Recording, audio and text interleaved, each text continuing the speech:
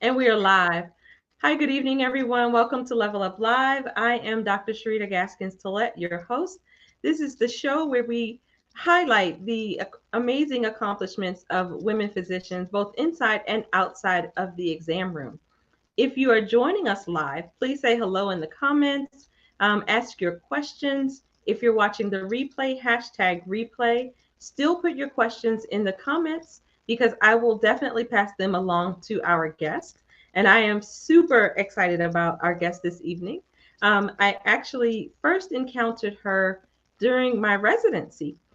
She came to lecture to us at GW. I'm an OBGYN, she's an OBGYN, and this is really a very important topic.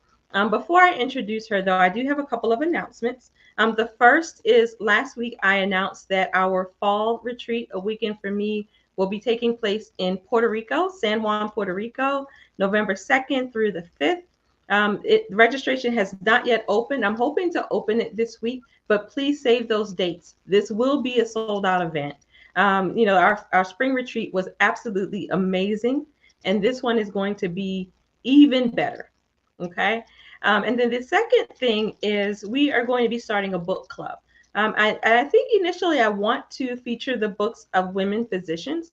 So our first book is Dr. Samarda Brennan Prescott's book, The Parts We Don't Talk About. And we're going to start that book in July. I believe we're going to do the sessions on Thursday evenings at 7, but it'll be, just twice a month. Okay, so I will give you more information in the Facebook group, but the parts we don't talk about, Samarda Brennan Prescott, I'll put the link in the show notes for this. So here we go. Let me introduce our wonderful guest this evening. So we have joining us Dr. Laura Fortner. She is a board certified OBGYN, speaker, CEO of the MedMal Coach LLC, and certified life coach through the Life Coach School. She has been practicing for over 22 years and got hit with a malpractice lawsuit almost a decade ago. This rocked her to her core: the anger, the fear, the isolation, and the shame. It was through her journey of self healing when she hired a life coach as a last resort that changed everything. She now helps physicians thrive through adverse events and medical malpractice and get peace of mind through coaching and memory reconsolidation. Welcome, Dr. Laura. Thank you so much for having me. I'm excited to be here tonight. Well, thank you so much for coming on. And as I was saying when we were off camera, thank you so much for the work that you do. It is vitally important.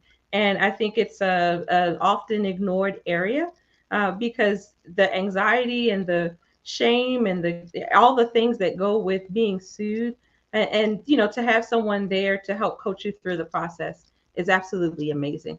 But before we get into that work, let's hear more about Dr. Laura. Tell us, did you always want to be a physician?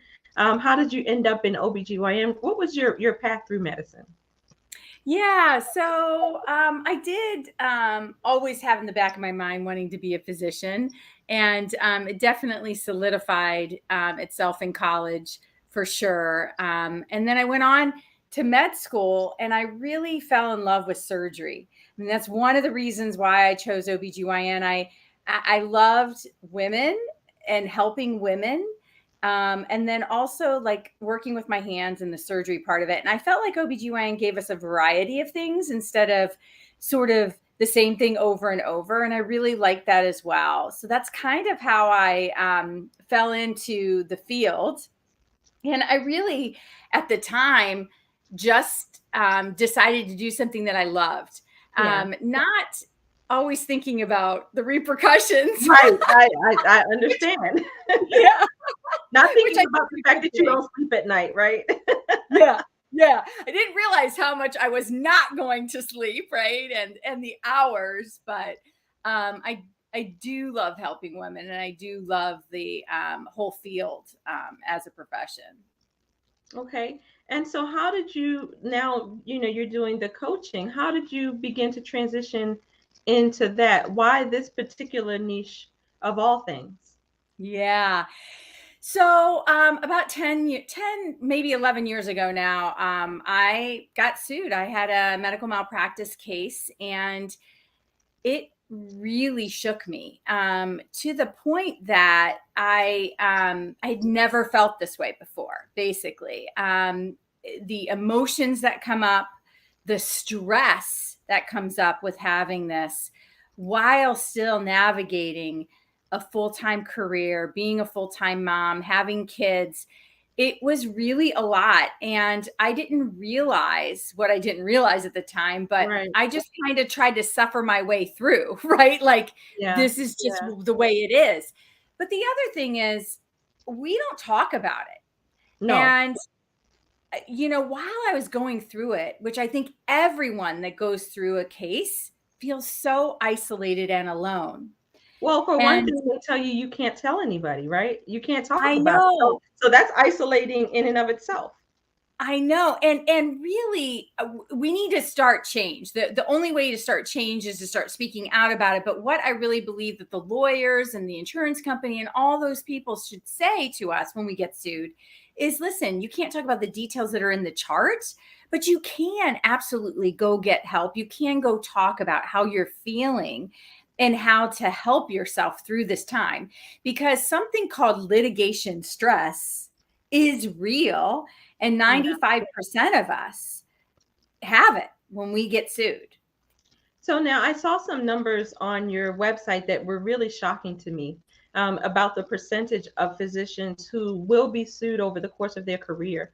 And I believe you quoted, well, it actually wasn't your quote, I think it was from the AMA, but 99% of high risk of physicians in high risk fields, and then 75% of physicians in other fields. So this is hugely impacting the physician community. It is. And what's funny is we're all walking in hallways together or at hospitals, and we're all kind of going through the same thing, but no Right. one's speaking. Yeah. And we know by actually even speaking about it or talking to somebody about it actually promotes healing.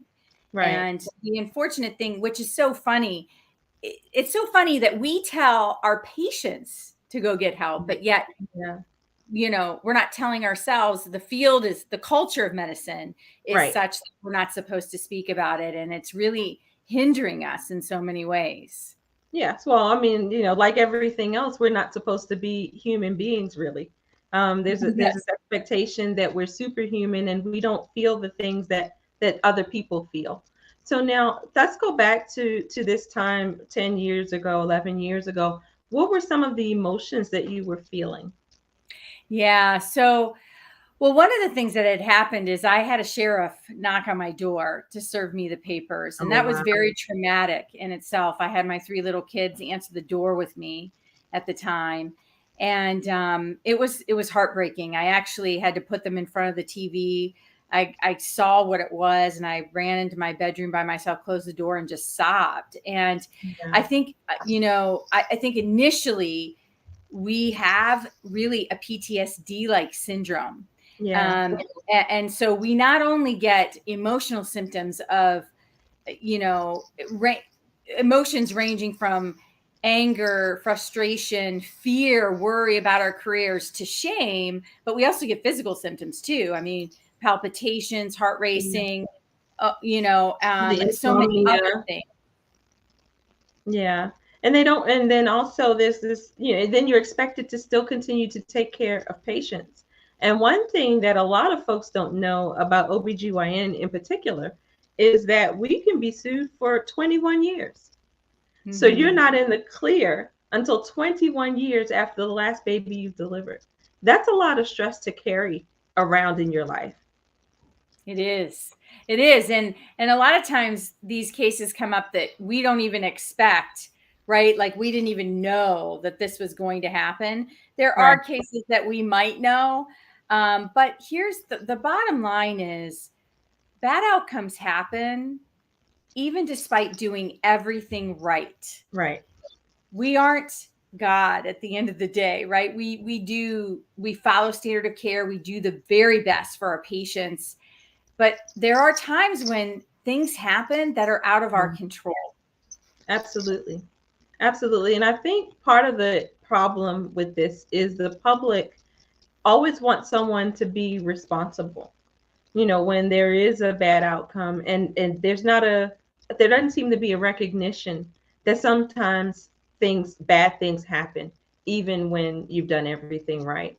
How do you think we can go about getting that message out there, or is that even our job? Yeah, I think that I do think we should get the message out. And I do think I really try now. While I was going through my case and things, it was hard for me, but now I can see, I try to sit in patients' shoes because I realize that there is, a burden sometimes when things happen that no one controls, right? Bad outcomes occur, they're hurting in so many Yeah. ways, and they're trying to take care of maybe per se a child with a disability now.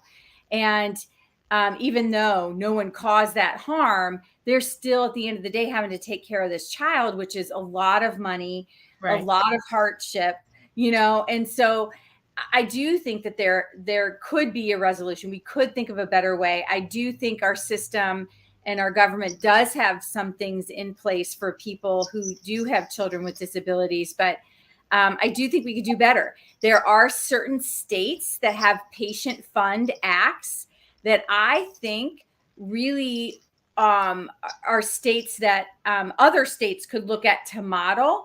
We're doing it in a few states. It is working. There are less frivolous cases. There are the malpractice rates are less in these states. And I think that patients feel compensated without having to do, this litigation sort of thing, because there are patient funds in those areas. Yeah, yeah. So now, if so again, back to your coaching business, how did you come into this then? Yeah.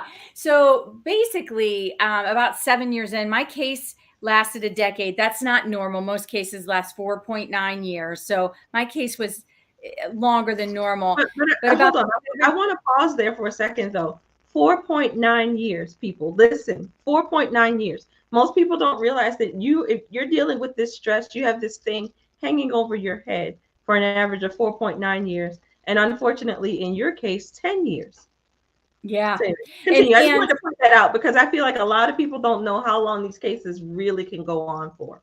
right. And the mental, the emotional and physical stress that it occurs during this entire period. And what happened with me is my case went to trial, and I knew at trial maybe I needed to go talk to somebody now, even though they told me not to say anything. And I really took that literal. I didn't say anything to anybody, and it really hurt me. And Yeah. when I eventually just decided I got to go get help myself, I did go to therapy. I just felt like at that time, the therapist couldn't identify with me. They weren't physicians. They didn't know what my world was. It was really, I didn't want empathy. I wanted solution oriented, like, how do I help this PTSD like syndrome that I have? How do I get beyond it? I wanted the solution. I didn't just want an empathizing ear. And that's when I hired a life coach, and it Okay. changed everything for me. And then I just decided for my own healing, I was going to get certified in coaching so that I had all the tools that I could help myself. I wasn't planning on doing a business. Okay. But what happened at the end of that certification is I woke up one day saying, I don't know why I don't help other people, because if Right. I'm suffering so bad because of this lawsuit, there's got to be other doctors going through the same thing as me. Oh, absolutely. 75%, right? Yes. Yeah.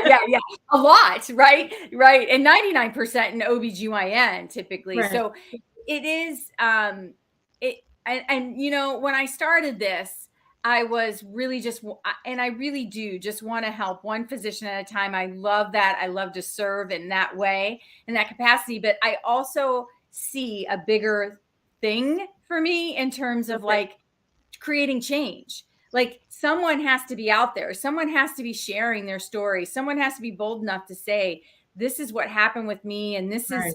this is what needs to change in the field of medicine. And I think it really needs to change for us, because we do need to feel safe in what we do.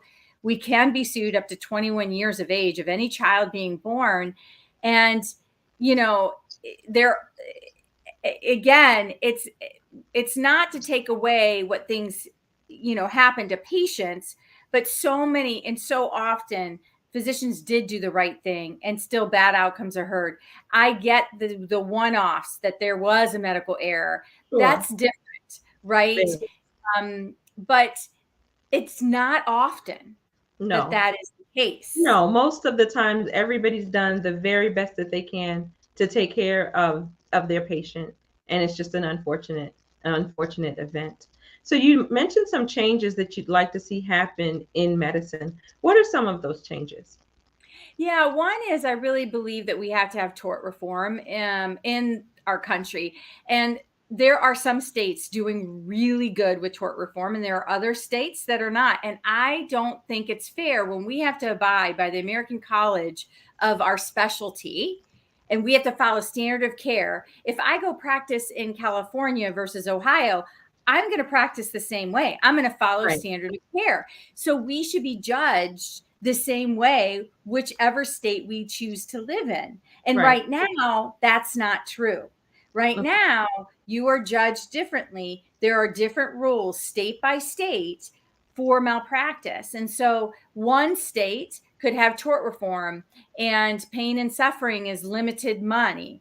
Another state, there's no limitations and anybody could sue for anything, and so it's so discrepant that I just don't think it's fair. It doesn't create safety for us. And of course, if I wanted to move to South Dakota, that's a way better state, or Indiana, than Ohio. But I am here in Ohio with my kids and my family. And it's not fair that I'm going to get judged differently than living somewhere else, especially when we all abide by the same science. Right, the same set of standards. Right. Now, there's tort reform. Any other things that you would recommend that we change? I also think that it needs to be established that physicians should have a safety zone that they can seek counsel, seek a coach, and not have to worry about it being discoverable, about it, harming them in any way when they go to trial.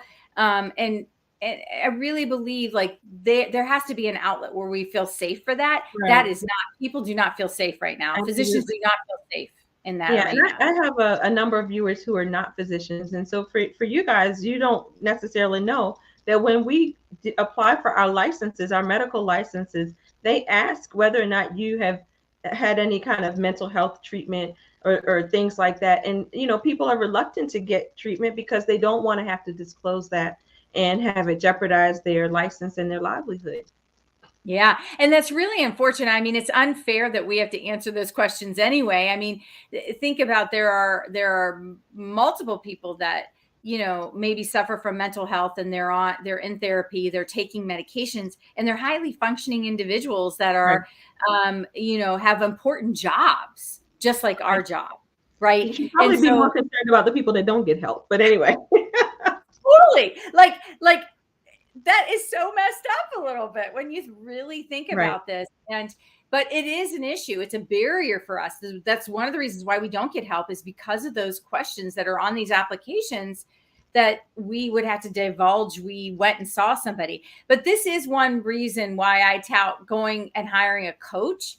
You can say no to those questions because those are, you can go hire a coach and technically say that you haven't been treated for mental health and you haven't, because a coach, what we do is not only have an empathetic ear, but we also, what I teach is I help teach how to change that PTSD pathway that got created when you got sued.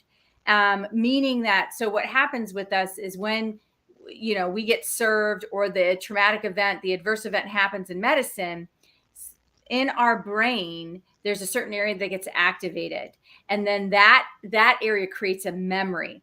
And the unfortunate part of this is then you start getting triggers every time. So for me, every time I would have a confidential letter handed to me, that it would happen all over again. I would feel the physical symptoms, the emotional symptoms, and I would think about all the things with this case. And it's that pathway, that trigger that causes the PTSD pathway that I stop and I teach how to stop. We need to learn this stuff in med school, to be honest, or in any type of high risk job where there is PTSD like sort of symptoms that can occur. Right. So yeah, I think it's super important to know how to combat that Right. and equip ourselves to get beyond it. And I think it's important to normalize the culture, normalize being sued, because again, we quoted those numbers. That's the overwhelming majority of physicians. And as you mentioned, when it happens to you, there's a level of guilt and shame, and feeling like you need to hide, and all of those kinds of things. Just from, in my opinion, in medical school, telling people, have this expectation. This is going to most likely happen to you. 99% of OBGYNs, this is going to happen to you. And Yeah. so that way it's not this boogeyman, that kind of Yeah. comes for you when it does. Well, and when you know that everybody else is going to go through the same thing and you normalize the conversation about it, if we were talking about it in physician lounges and stuff, it would not be as big of a deal as what happens when this does happen currently, because we're all hiding and we all then think, gosh, they're going to think we're not very good. When Right. in fact, this physician probably already had been sued, right? Yeah. But that's what happens with our thoughts and our feelings is they run amok when Yeah. this happens. Yeah. We start to catastrophize and, think, a lot of the theme of what I work with and the clients that I have is they usually come to me saying, I'm ready to quit medicine. I want to quit. That's the first thing usually out of their mouths. But Yeah. also the worry of their career, what it means, their reputation, how is it going to damage it? Are they going to be able to continue to make money at it? Those kind of things, they're real fears and Oh yeah. thoughts we have. Well, I mean, I know people who worry about their livelihood. They worry that their houses, their cars, whatever their personal wealth or possessions will be taken away as a result Yeah, of a case. so true. Yeah. Yeah.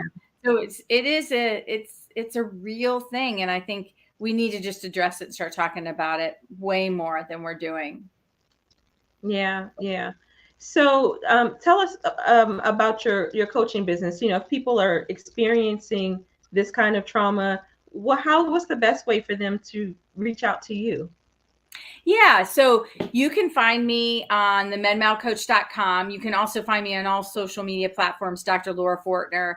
And you can message me, or you can, there's a link on my website to book a free consultation, just a free call.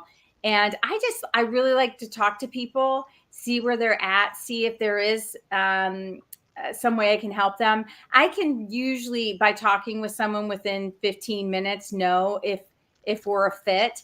If I tell people like, listen, you got this, like, you don't really need me, I tell them that. I really want them to value their time as well as mine, right? And so, but I typically work with people for about 3 months as a minimum, and it's one-on-one sort of sessions, and Right.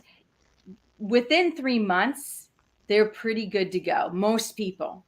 And so it's exciting. And what ends up happening in the end is by the 3 months are so good with their med-mal case, now they want to talk about their career and their family and all these other things. And they keep me on, which is awesome. I just love it. But Right. I love to do all that. But my heart is to walk people through med-mal because it's and any type of adverse event that causes trauma to us. Yeah. So now you mentioned that people come to you and they want to quit medicine and they're afraid of losing all of their, possessions and whatever else. What is the transformation that they see after working with you? Yeah, so really we get them to the level of being at peace and confident no matter the outcome of this case, and the case has no bearing on who they are. Yeah. Yeah. That certainty is back. So what happens is we get so much self-doubt when this happens, and our certainty goes out the window of who we know we are as a physician. Our whole self-concept has been shattered in one instant by one piece of paper that says we're getting sued. Yeah. Think about it in one instant. And so we get back to the certainty of who we know we are as physicians and what we loved about it in the first place. And that joy comes back, confidence comes back, and it's really being at peace no matter what happens with the case. And that's where we get them to. And I love it because I think it just transformed them. And you can actually even see and feel the transformation after working with someone for 2 to 3 months. You can totally start to see it and feel it from them. So now, how are they able to maintain? Because again, we talked about, what is it, 4.5 years or 4.9 years from being served to resolution. How do you keep that momentum going? So you get your infusion in the 3 months with you, but then how do you keep that going for an extended period of time? Such a great question. I teach them the tools. So they always have the tools that they can always go back to. They always can get me back for like a month or a few sessions here or there. I have a lot of people that what will happen is we'll work together for 3 months and then they'll like save until their deposition's coming. And then they'll come back to me for a month before the deposition or before the trial. And I find that it's just working so well. Okay. Now, are there any statistics? I'm just curious about physicians who actually do leave medicine, or even physicians who end up in a compromised mental health state because of a lawsuit. There's something called medical malpractice stress syndrome. And this is sort of when you look at the continuum of litigation stress to MMSS, that is in the DSM. And that is a triad of depression, suicidal ideation. And so that's a deeper issue. And obviously they need to see a psychiatrist. Sure. I feel they have that. But definitely there are times. So what I like to do is really coach them and sort of get them to a space of feeling peace before they make the decision to quit medicine. Because what happens with the brain and PTSD like trauma that we have with it in adverse event or med mal is we label our jobs unsafe. Yeah. That's what happens. We start saying that this is not a safe job. We got to get out. This is going to, and so that's where our brain goes. And so I unravel all that and get them back to feeling at peace no matter what happens with the case. And then they can make their decision from there. Even if, everything went well with this case, would they still at the end of the day quit?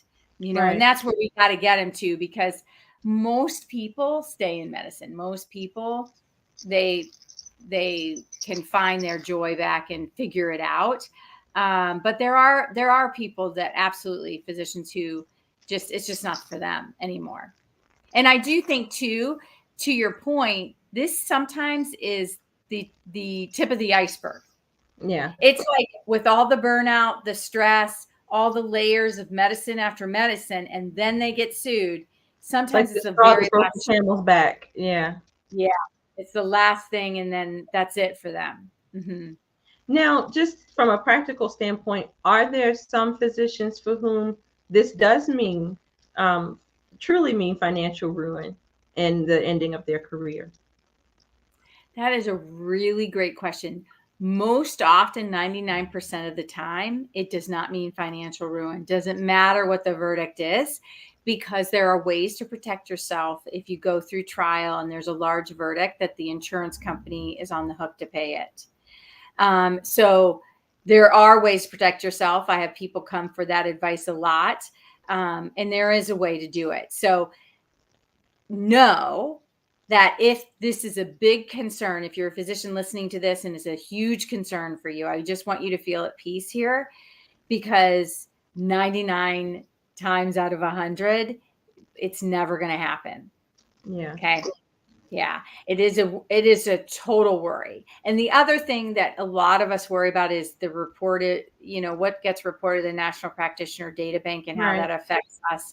And there are things that do affect us for sure with that. And I do think that's one other entity that needs to change in some fashion. But I want to give comfort to the physicians listening to this that the MPDB is not public record.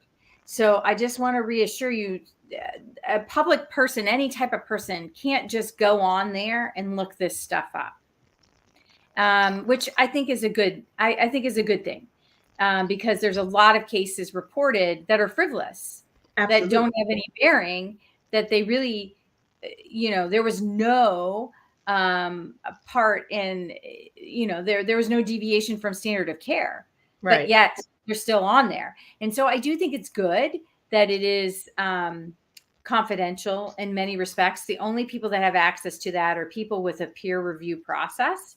So like a hospital has access. Someone hiring you perhaps would have that. Your board certification would have that. But other than that, no one else can really get that. Well, thank you so much. Again, thank you for the work that you do to help physicians through this awful, life event, and to help to bring peace to the situation. We are running out of time. I do like to end on a variation of the same question. And so the question I would ask you is, if someone is being sued, if the sheriff or whomever is knocking on their door, they're being handed this paper, what is the single best thing that you would recommend for them to up-level their journey through this process? Yeah, I'm going to give you two. One is go seek help. And here's how I want you to look at it. It doesn't matter if it's a therapist or a coach, but you want somebody with memory reconsolidation experience, how to do that. It's super important. I can't emphasize that enough. So find out if they know how to do memory reconsolidation. The second thing would be, I'm going to give you one tool for yourself. The best thing you could do also is have some self-compassion. Know that we are all at some point going through this as physicians. Most of us will all go through it. And decide, what would you say to your best friend if this was happening, and say it to yourself. Yeah, that self-talk is very important. Just one last question, actually. Mental reconsolidation. What is that? Can you break that down? Or memory reconsolidation? Yeah, tell us what that is. Yeah. So it's basically a way for us. So our memories are malleable. And every time, if we get hit with a trauma of some sort, even a small trauma, okay, like in medicine, we witness giving CPR to a patient that ends up dying, delivering a baby that doesn't come out like expected, mom having problems, hemorrhaging, like all these things can be unexpected events. They can be traumatic, and we create memories with these things. And these memories become malleable. And every time you bring it up, you slightly change a memory. Usually, though, our brains are wired to change it negatively. Yeah. They change it in a way that makes us feel worse, because of the way we're thinking about it. And so we have to stop that cycle. And there's neuroscience. This is all backed by neuroscience, over a decade of research on this. And so you want someone that knows how to help you learn how the skills and the tools to change that memory in a good way. You're not going to change the memory in terms of what happened. That will always be there. But what we do is we attach emotion to it, negatively usually. Right. Attach these things that are from our perception, and they're not truth. That makes sense. It does. Well, thank you so much. Again, guys, if you have questions for Dr. Laura, after this, put them in the comments. I will get the questions to her and try and get answers for you. But that concludes tonight's Level Up Live. We will actually not have Level Up Live next week because it's 4th of July, but we will resume on July 11th, and it will be at a special time. Our guest on July 11th is Dr. Latifat, and she is in Europe. And so because of the time difference, she needs to meet earlier. So we're actually going to have Level Up Live in the daytime at noon on July 11th. So I will see you all then. Again, A Weekend for Me Fall Retreat, November 2nd through the 5th, www.aweekendforme.com. Go to the website, get on the mailing list so you'll be the first to know when registration opens. Take care. Have a wonderful, wonderful day. Thank you. And thanks again, Dr. Laura.